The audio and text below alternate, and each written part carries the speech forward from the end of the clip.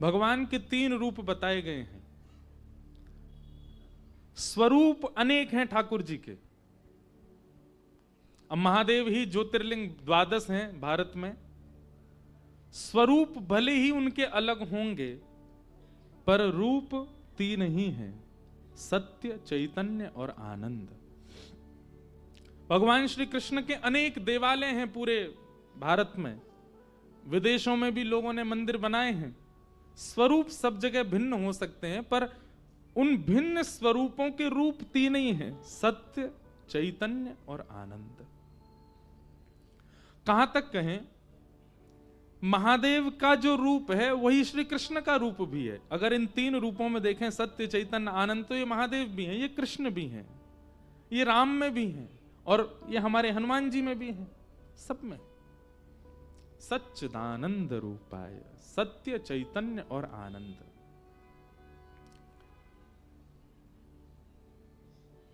सबसे पहला सत्य, ठाकुर जी सत्य हैं। मैं एक बात कथा में कहा करता हूं कि जिनके सन्मुख जाने से सत्य छुप ना पावे, सत्य अपने आप को रोक ना पाए, वो प्रकट होने पर मजबूर हो जाए, समझ जाना या तो वो कृष्ण है, या कृष्ण का कोई जन है, या तो ठाकुर जी का कोई जन है। किसी के सन्मुख यदि असत्य बोलने में आप 3 बार सोच रहे हैं, असत्य बोलने से पहले आपकी जीभ लड़खड़ा रही है, असत्य बोलने से पहले आपके मन में घबराहट जैसी हो रही है, तो समझ जाना वो व्यक्ति सामान्य नहीं है, उसमें कुछ भगवत तत्व विद्यमान है। इसीलिए असत्य बोलने में इतना सोचना पड़ रहा है। नहीं तो हम कलयुगी जीव में, असत्य तो हमारी जीभ पे बैठा ही रहता है, आसन ही उसका हमारी जीभ है। परंतु किसी के सन्मुख, चाहे वो माता जी हो, चाहे पिता हो, चाहे पत्नी हो, चाहे पति हो, चाहे रिश्तेदार हो, चाहे कोई नया व्यक्ति हो, जिसके सामने असत्य बोलने में संकोच हो रहा है, निश्चित है कि उसका भजन प्रबल है, उससे ठाकुर जी प्रसन्न है। इसीलिए आपका उसके सन्मुख असत्य बोलना नहीं हो पा रहा है। ठाकुर जी के सामने सत्य प्रकट हो ही जाता है। आप पूरे विश्व को जो बात छुपा चुके हो, आप ठाकुर जी से नहीं छुपाओगे। लोग अपनी एनिवर्सरी मनाते हैं, 25 वर्ष हो गए, 50 वर्ष हो गए, हमारी एनिवर्सरी को लोग मनाते हैं। इतने वर्षों से पत्नी के साथ हैं, परंतु कितने ऐसे रहस्य होंगे जो अपने पत्नी ने पति को, या पति ने पत्नी को नहीं बताए होंगे, वो भी ठाकुर जी को पता होगा। क्यों? उनके सामने सत्य स्वतः प्रकट हो जाता है। कई लोग मंदिर जाते हैं, ठाकुर जी को देखते ही उनके नेत्रों में आंसू आ जाते हैं, उनके हाथ कांपने लगते हैं, प्रणाम करते ही वे बेसुध हो जाते हैं। क्यों? क्योंकि वो सत्य स्वरूप है। उनके सामने सत्य प्रकट करना नहीं पड़ता, उनके सामने जाते सत्य प्रकट होता है।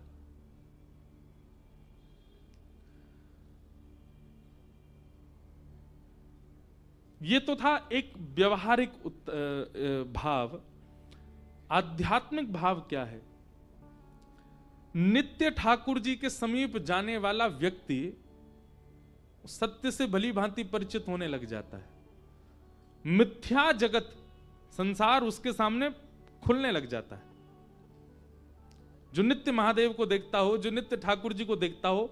और एक बात सुनिएगा, कथा सुनना भी एक प्रकार से ठाकुर जी को देखना ही है।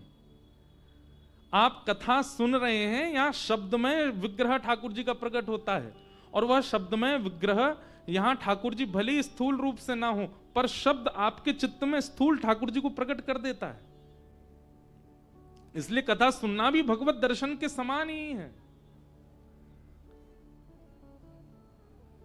तो अगर आप नित्य ठाकुर जी को देखते हैं, ये बात मैं कहूं तो कथा सुनने को भी इसमें जोड़िएगा। नित्य ठाकुर जी को देखते हैं, नित्य भगवत संबंधी एक क्रिया आपके जीवन में नित्य यदि होती है, तो यह बात सत्य है कि आप सत्य विदित हो जाओगे। आपको संसार का मिथ्या, संसार की जो झूठी बातें हैं, वो कहीं ना कहीं पता लगने लग जाएंगी। कथा सुनाने वाले प्रवक्ता हो, वक्ता हो, वैष्णव हो, संत हो, साधु हो, वो पूजनीय क्यों होते हैं, वो वंदनीय क्यों होते हैं? क्योंकि वो हमसे ज्यादा सत्य विदित हैं, हमसे ज्यादा सत्य जानते हैं संसार का। लोग बाग प्रश्न करते हैं, बापू की भी कथा में पहले वो सब प्रश्नों के उत्तर देते हैं, और कई बार प्रश्नों के उत्तर में ही कथा होती है।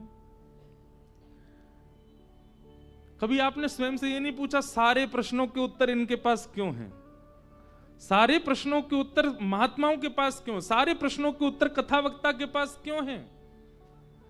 कई बार तो ऐसे प्रश्न भी आते हैं जिसका मैंने अपने जीवन में अनुभव ही नहीं किया।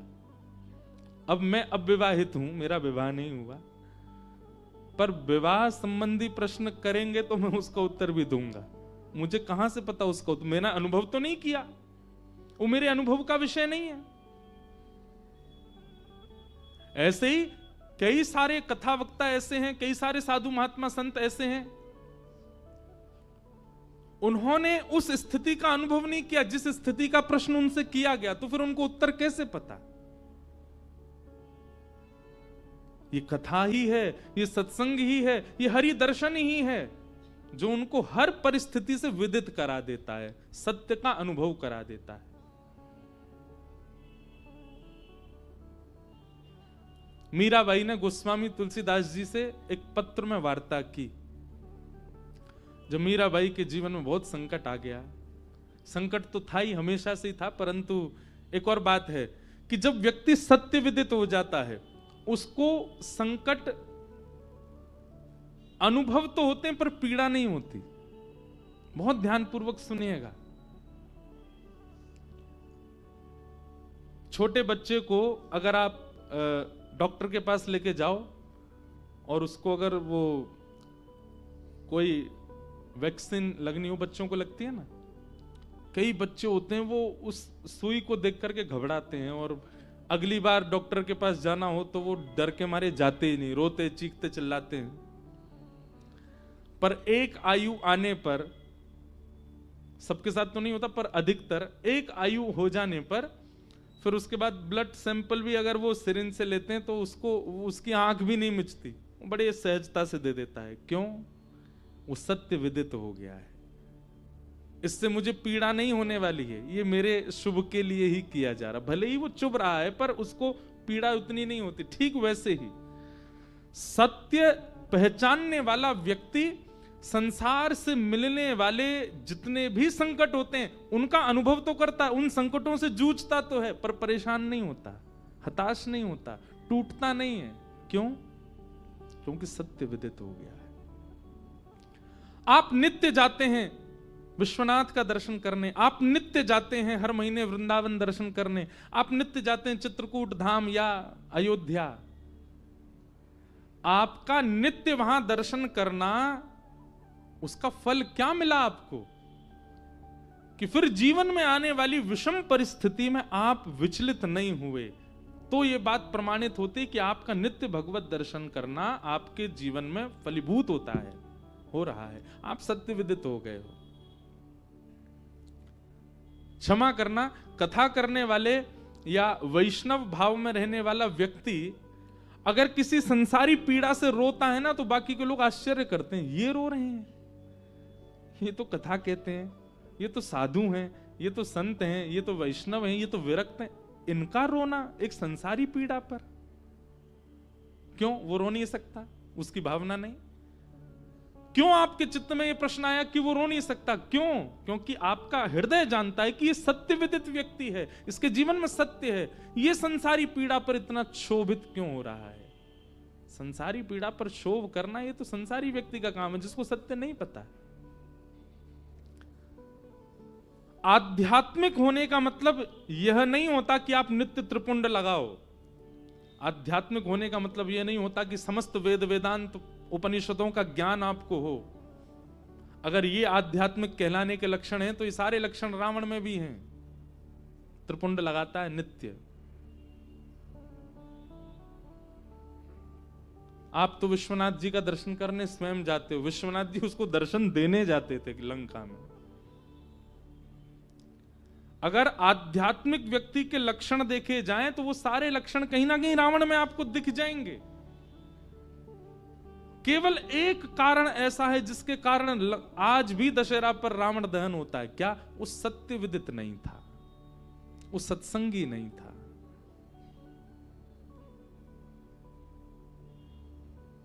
भीष्म पितामह बहुत बलवान हैं, भीष्म पितामह विरक्त हैं, भीष्म पितामह ब्रह्मचारी हैं। भीष्म पितामह के प्रसंग में महाभारत में कितने गुण आते हैं, परंतु वे भीष्म पितामह सत्य विदित होते हुए भी सत्य का आचरण नहीं था, इसलिए बाणों की सैया पर लेटे। तो सत्य का मतलब ये आपके जीवन को आध्यात्मिक आप हैं यह पता चलता है कि आप सत्यवान हो कि नहीं। सत्यवान मतलब संसार की समस्त स्थितियों से आप विदित होकर के भी टूटे ना, विचलित हो ना, आप जैसे खड़े पहले थे वैसे ही खड़े हैं अभी भी, तो यह पता चलता है कि आप आध्यात्मिक हो, आप सत्य विदित हो।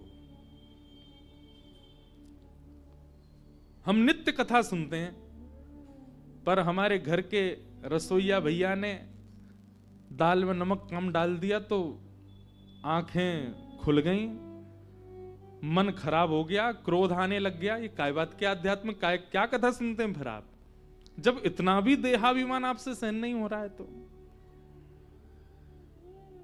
भगवान का पहला स्वरूप लिख लीजिएगा, सत्य।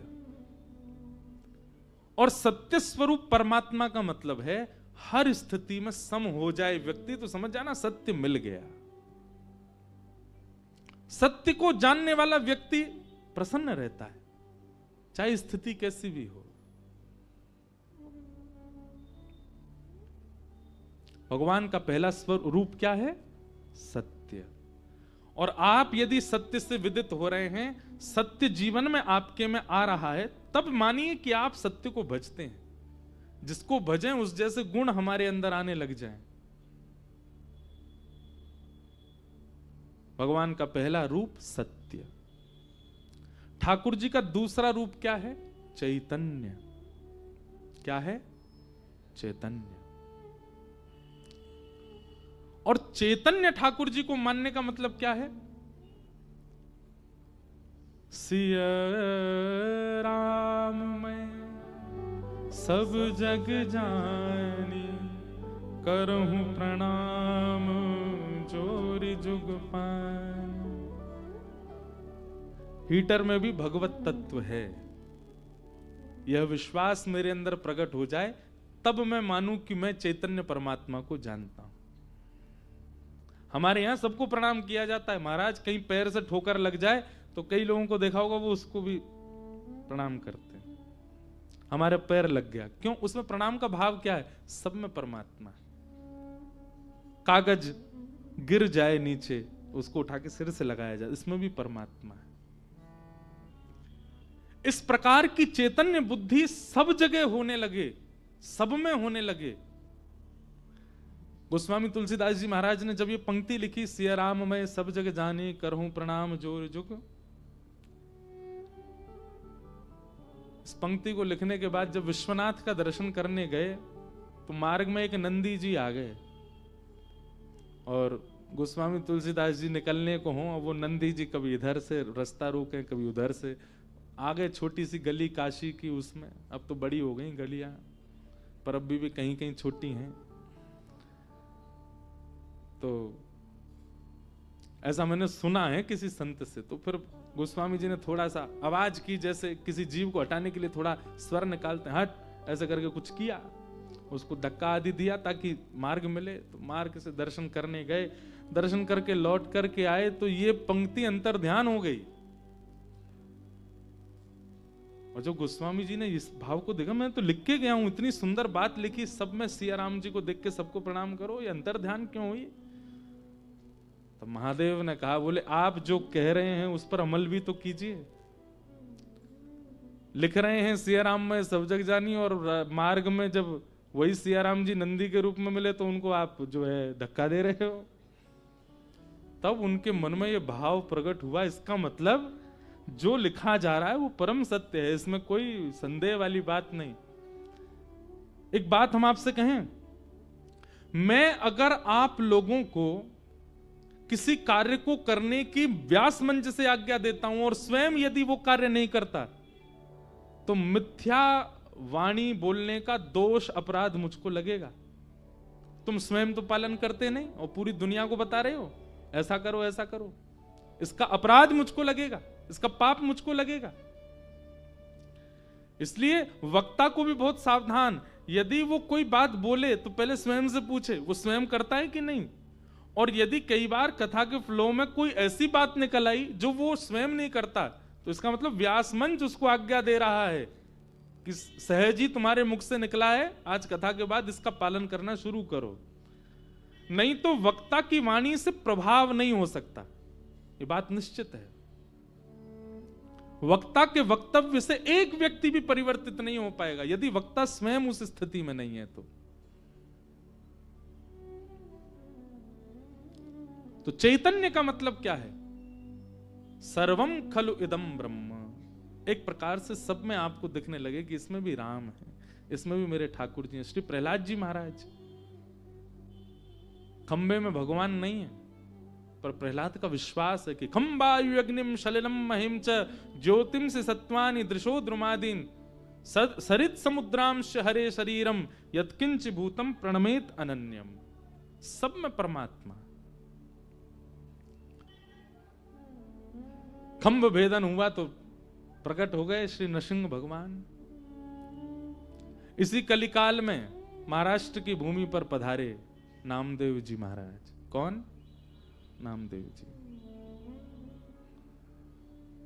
सब में परमात्मा को देखते। एक बार एक स्थान पर बैठ कर के आप भजन कर रहे थे, तो किसी ने आकर के आपको टोक दिया, बोले महाराज यहां भजन मत करो। बोले क्यों? यहां पे प्रेत आत्माएं रहती हैं। नामदेव जी बोले अब तो हम बैठ गए, अब तो यहीं करेंगे। जय हरि विठल, श्री हरि विठल, माय बापा विठल, इस प्रकार कीर्तन करने लगे। इतने में एक प्रेत प्रकट हो गया, और वो प्रेत कभी हाथी बन जाए, कभी घोड़ा बन जाए, कभी गधा बन जाए, कभी ऊंट बन जाए, कभी मूषक चूहा बन जाए। बार बार रूप बदलने लगा अपने और भयभीत आवाजें निकालने लगा। नामदेव जी महाराज ने जैसे ही उसको देखा तो नामदेव जी बोले, संसार के लोग झूठ बोल गए मुझसे कह के गए कि यहां कोई प्रेत रहता है, लेकिन भैया इतने रूप बदलने की सामर्थ्य प्रेत में नहीं है, तो परमात्मा में है।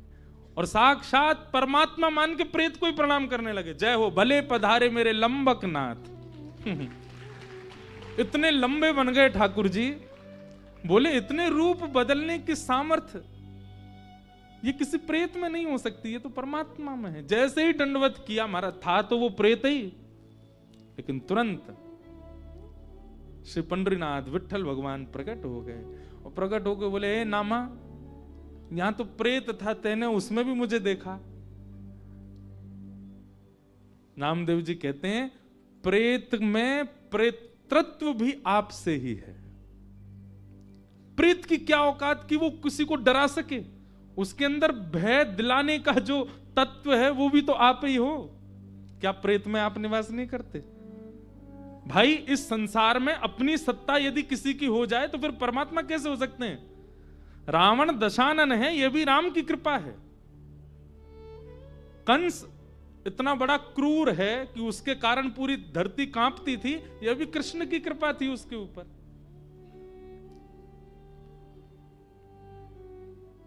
किसी का अपना अस्तित्व नहीं हो सकता। प्रेत में पितृत्व भी आपकी वजह से ठाकुर जी। यदि आप नहीं होते तो वो कैसे डराता सबको? इसलिए प्रेत का जो पितृत्व है उसको मैं विठ्ठल मान करके वंदन करता हूं। पंडरीनाथ भगवान ने हृदय से लगाया, बोले वाह, ऐसी दृष्टि सबकी हो जाए तो मैं सबको मिल जाऊं। लेकिन सबकी दृष्टि ऐसी नहीं बनती।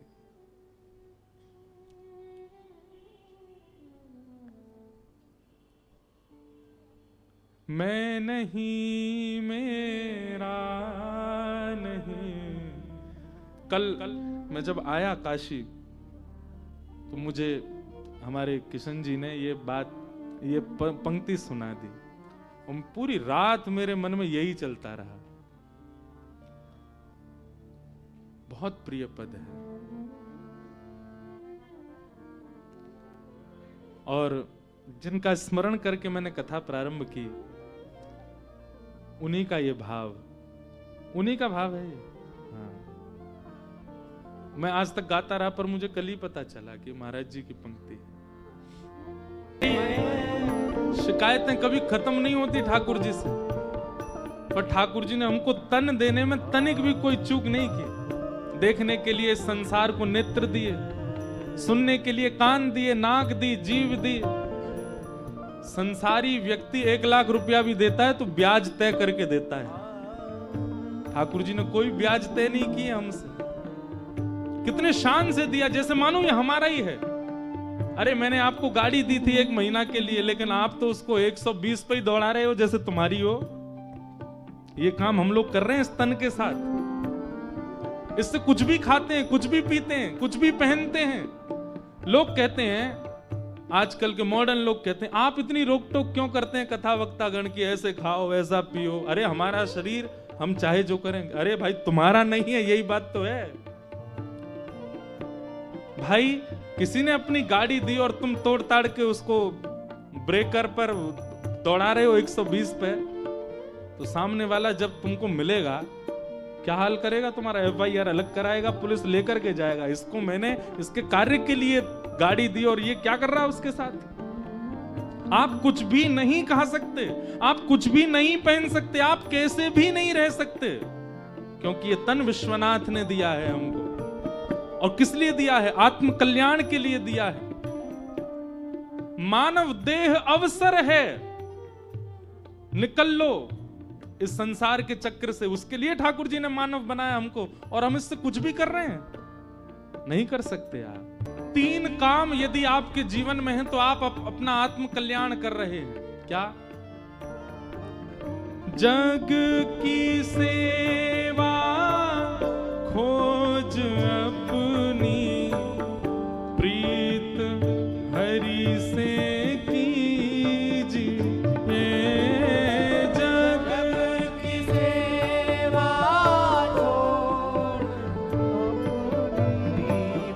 आद्य गुरु शंकराचार्य कहते हैं,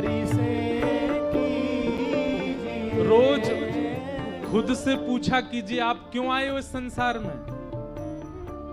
केवल ब्याह करने के लिए, केवल वंशवर्धन के लिए, केवल धन कमाने के लिए, खाने पीने, सोने, हंसने, रोने, उठने बैठने के लिए, इसी के लिए मेरा जन्म हुआ?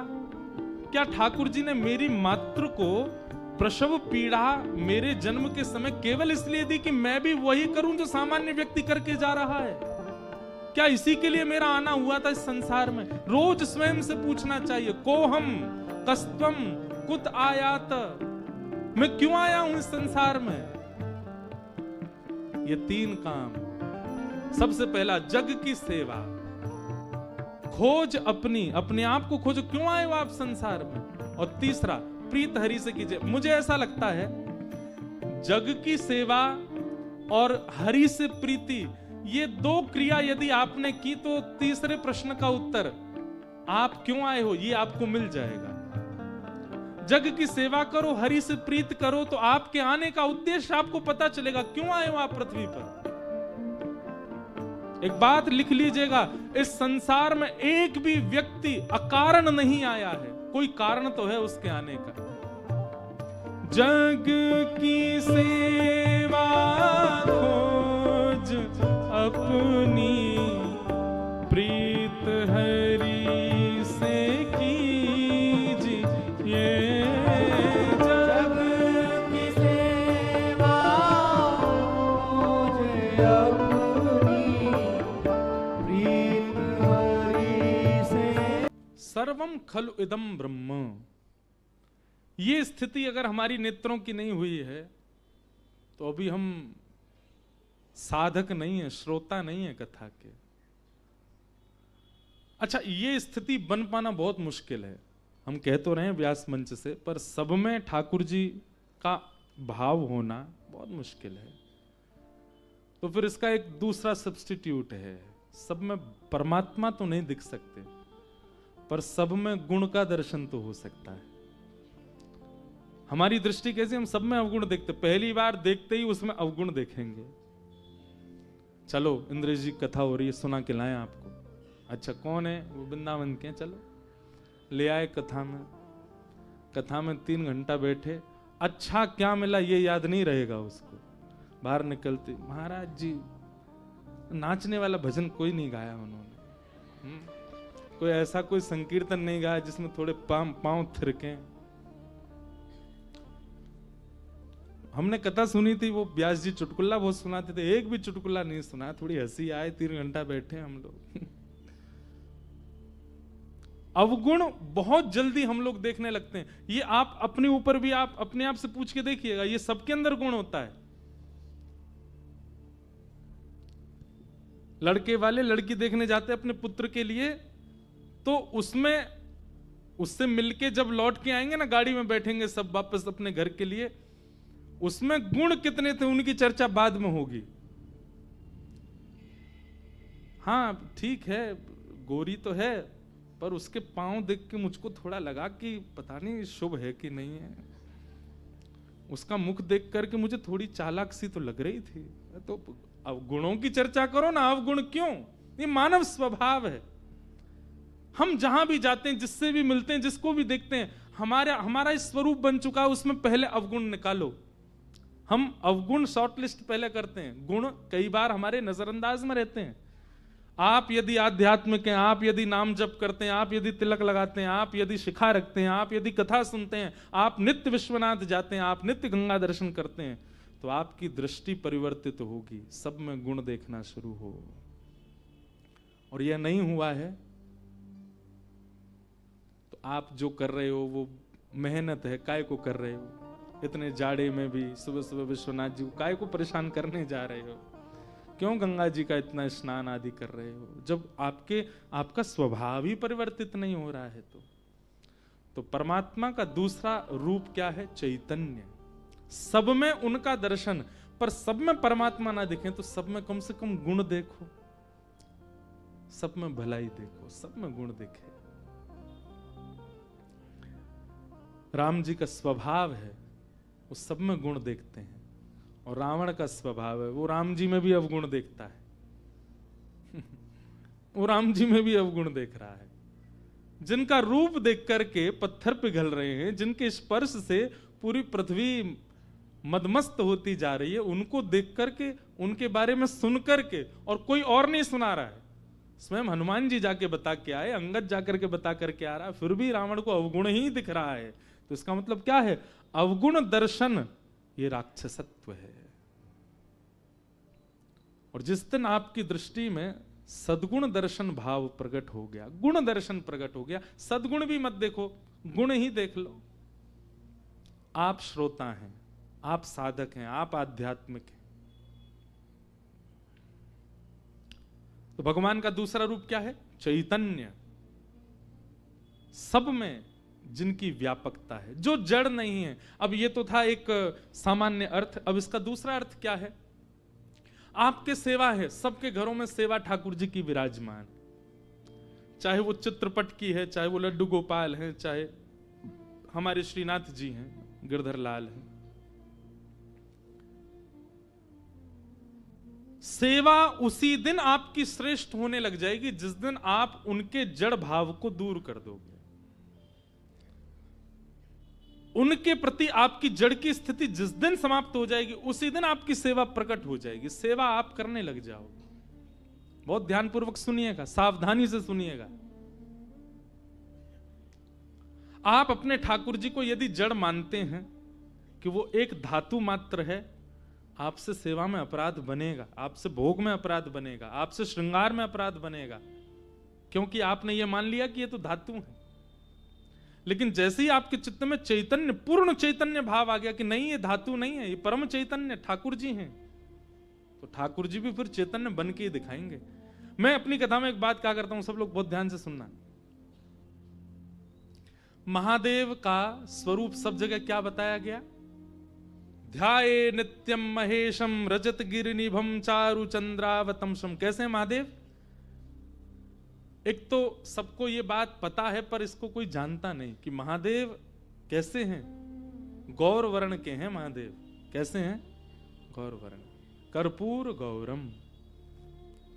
और इस श्लोक में भी कहा गया रजत गिरिनिभम, यानी कि जैसे चांदी का पर्वत चमकता है ऐसे महादेव की कांति है। और चारु चंद्रावतंसम, अपने मस्तिष्क पर चंद्रमा धारण करते।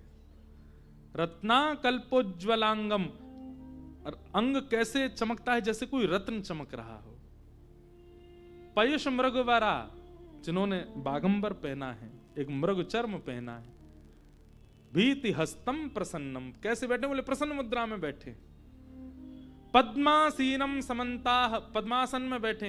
ये दोनों पैर के तलवे ऊपर को आ जाएं, इसको पद्मासन कहते हैं। पद्मासीनम समन्ता स्तुतमर गणई, गण सब स्तुति गा रहे हैं खड़े होकर के।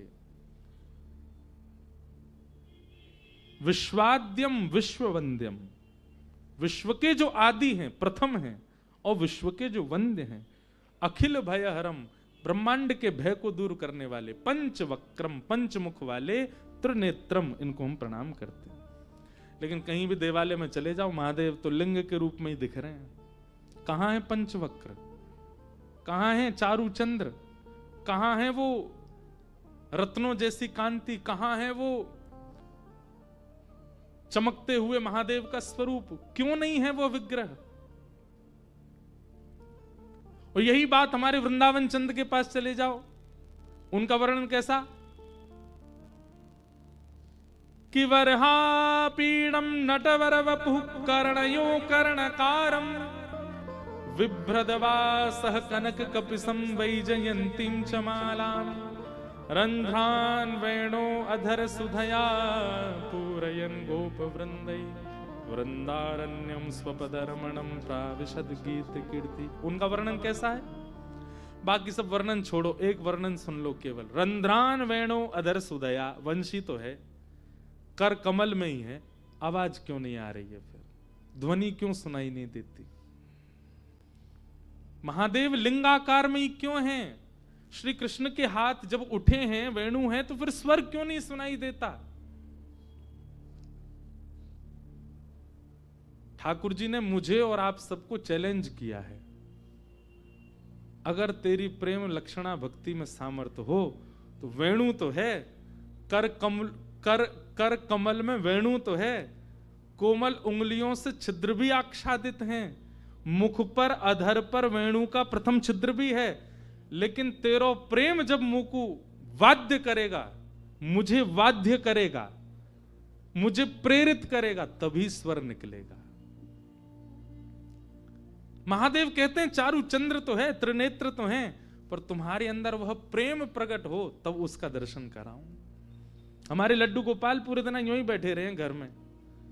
ठाकुर जी कह रहे हैं मैं हाथ सीधे ना करूंगा, पैम सीधे ना करूंगा। क्यों? जा दिन तेरो प्रेम प्रकट है जाएगो, जा दिन तेरो प्रेम अथाह है जाएगो, वही दिन अपने हाथ पाम सीधे कर लूंगा। इसका मतलब क्या है?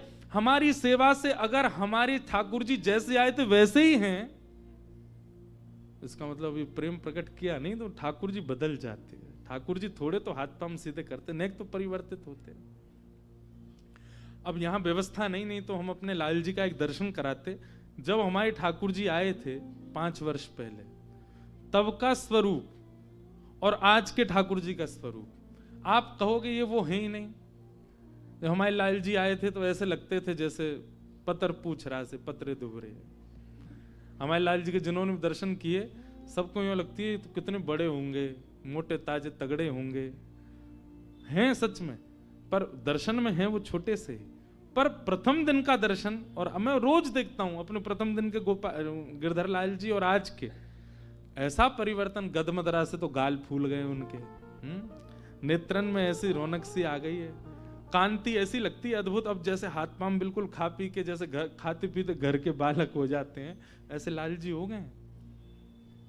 पहले कोई वस्त्र धराने से आते ही नहीं थे, इतने छोटे से ठाकुर जी हमारे। अब आप कितने बड़े वस्त्र ले आओ, कैसे भी करके धारण कर लेते। तो चैतन्य। आप जिनकी सेवा करते हैं, केवल नियमित रूप से भोग लगाना, आरती करना, यह आपका कर्तव्य नहीं। आपका कर्तव्य यह है कि जैसे आए ये परिवर्तित होने चाहिए। इनके स्वरूप में थोड़ा तो, भाई बालक जन्म लेता है वो छोटा सा ही होता है, 10 साल हो गए इतना सा ही है, माँ को चिंता नहीं होगी? चिंता क्या होगी, पूरा घर परिवार रोएगा, ये बढ़ता ही नहीं, इतना सा ही है। हर दिन उसमें परिवर्तन आए, वो कुछ नया सीखे, कुछ नई क्रिया करे, उसके हाथ पांव थोड़े बढ़े, चलना सीखे, बोलना सीखे, आंखें टिमटिमाए, पूछें कान कहाँ है तो तुरंत बताए, नाक कहाँ है ये है, जीभ कहाँ है ये है। हर दिन कुछ नया ज्ञान, उसमें परिवर्तन दिखता है, तब परिवार प्रसन्न रहता है, ये हमारा बालक पल रहा है, बढ़ रहा है।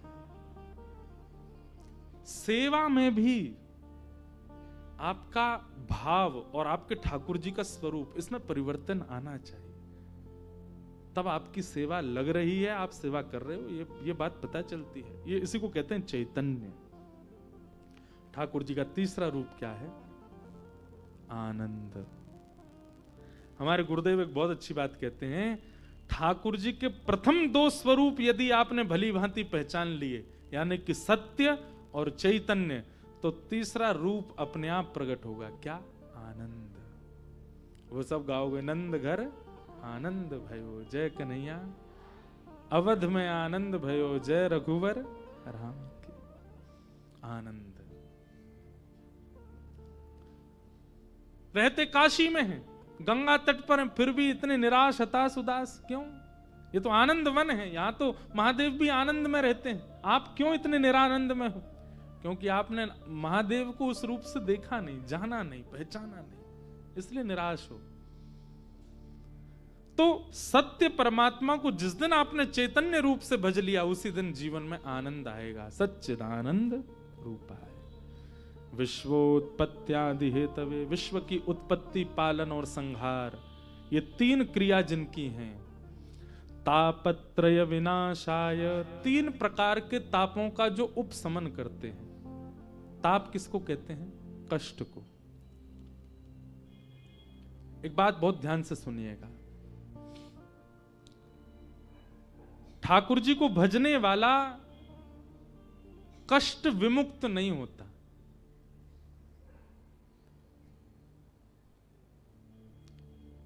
यदि आप नित्य महादेव का दर्शन करते हैं तो ऐसा नहीं है कि आपकी मृत्यु नहीं होगी, होगी। ऐसा नहीं है कि आपको वह पीड़ा नहीं होगी जो एक संसारी व्यक्ति को हो रही है, वह पीड़ा आपके जीवन में भी आएगी।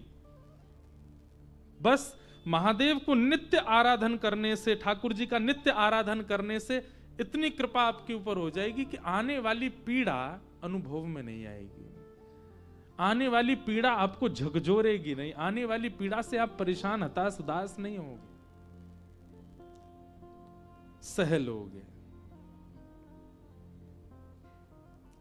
वृक्ष खड़ा है, कितना सुंदर, कितना फलित, कितना पुष्पित है, यह विशेष बात नहीं, आंधी आने पर भी टिका हुआ है, यह विशेष बात है।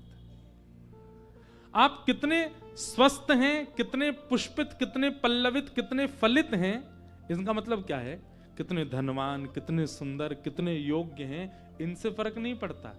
जीवन में आने वाली आंधी से जूझ रहे हैं, डट के खड़े हैं, ये आपके विशेष मानवत्व को प्रकट करता है। मानवत्व धनवान होने से नहीं, सुंदर होने से नहीं।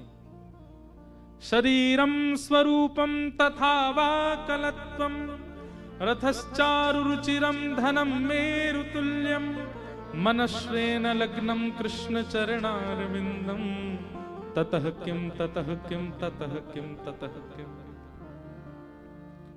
खूब सुंदर शरीर है, खूब सुंदर पत्नी है, खूब अच्छा घर है, खूब बढ़िया संपत्ति है, पल मनश्रेण लग्नम कृष्ण चरणारविंदम, मनश्रेण लग्नम गुरु चरणारविंदम, राम चरणारविंदम।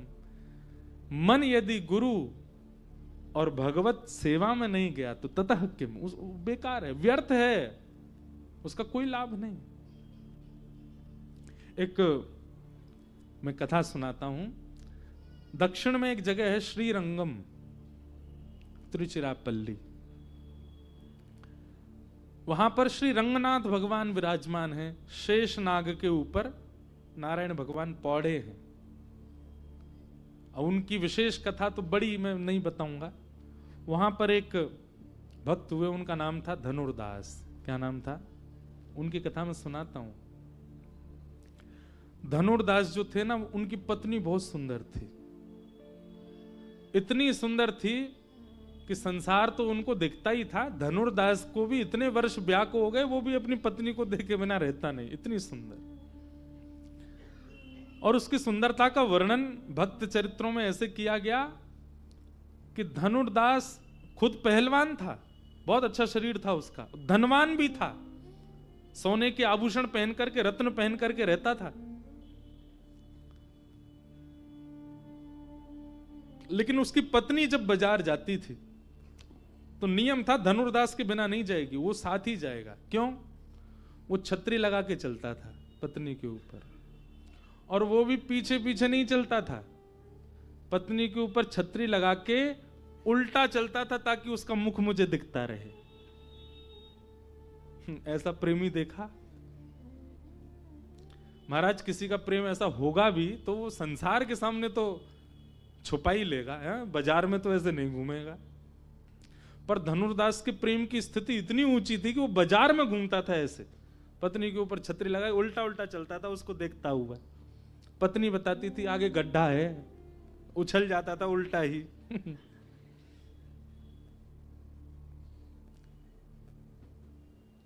एक बार श्री रंगनाथ भगवान की सवारी जा रही थी, आगे सब लोग चल रहे थे हटाते हुए भीड़ को, हट जाओ हट जाओ, रंगनाथ भगवान की सवारी आ रही है। और सबसे आगे श्रीमद रामानुजाचार्य जी चल रहे थे, ठाकुर जी की सवारी चल रही है तो आचार्य आगे चल रहे थे। तभी उन्होंने इस दृश्य को देखा। क्या देखा? धनुर्दास अपनी पत्नी के ऊपर छतरी लगाए उल्टा चल रहा है, उसको देखते हुए। अब नगर बाजार के लोग तो हंसी उड़ा में एक दूसरे, देख देख देख देख देख धनुर्दास को देख, कैसा जोरू का गुलाम है, देख। रोज उसको देखने के लिए अलग भीड़ लगती थी। उसकी पत्नी जब बाजार जाए तो भीड़ अलग लगती थी, अटारियों पर, छतों पर, नीचे लोग देखते थे, देखो कैसे जाता है। लेकिन रामानुजाचार्य जी की जब दृष्टि पड़ी, रामानुजाचार्य जी के आसपास के लोग भी सब उपहास करने लगे उसका। और किसी ने कह दिया कितना कामी व्यक्ति है। लेकिन वही बात है ना, श्रीमद् भागवत जी कहती हैं प्रयच्छति गुरु प्रीतो, गुरु यदि आप पर मेहरबान है, गुरु यदि आप पर प्रसन्न है, आप चाहे कितने भी घनघोर दलदल में क्यों ना हो, ठाकुर जी को उबारने आना पड़ेगा यदि आपके गुरु प्रसन्न है तो। रामानुजाचार्य जी को लगा गुण ही तो है, भले ही वो पत्नी में हो गया तो अवगुण कहला रहा है, और यही ठाकुर जी में होता तो सद्गुण हो जाता। गुण तो है पर संसार में है इसलिए अवगुण है, और यही गुण यदि ठाकुर जी में लग जाए तो सद्गुण बन जाएगा। और गुरु का यही काम है। हमारे अंदर सारी चीजें हैं, हमारे अंदर हम सर्वगुण संपन्न है। मैं, मेरे से लेके पीछे तक एक एक व्यक्ति यहां सर्वगुण है, लेकिन क्योंकि वह गुण संसार में, इसलिए हम नरकगामी हो जाते हैं। गुरु आश्रय से वही गुण नाम में लग जाए तो वही फिर हमको भगवत धाम की प्राप्ति करा दे। रामानुजाचार्य जी ने सोच लिया कि किसी से कहा सुनो, इसको धनुर्दास को बोल के आओ, शाम को मुझसे मिलने आएगा। किसी ने जाके कहा ए धनुर्दास, तुमको रामानुजाचार्य जी ने मठ में बुलाया है। वो घबरा गया, ऐसा क्या हो गया? उसको यही लगा कि शायद जिस क्रिया से मैं जाता हूं सब उपहास करते हैं, रामानुजाचार्य जी को क्रोध आया होगा, डांटने के लिए बुलाएंगे। वो पहले से मन बना के गया था चाहे कितना भी डांट लें, मैं पत्नी को अब घर से बाहर ही नहीं जाने दूंगा। क्यों? वो बाहर जाएगी तो मुझे तो देखना उसको, उनकी डांट से भी मैं वह छोड़ तो नहीं पाऊंगा। रामानुजाचार्य जी ने उसको बुलाया तो जैसे धनुर्दास आया प्रणाम करके बैठा, रामानुजाचार्य जी बोले आज हमने एक दर्शन किया, तुम अपनी पत्नी के ऊपर छतरी लगाए उल्टे चल रहे थे।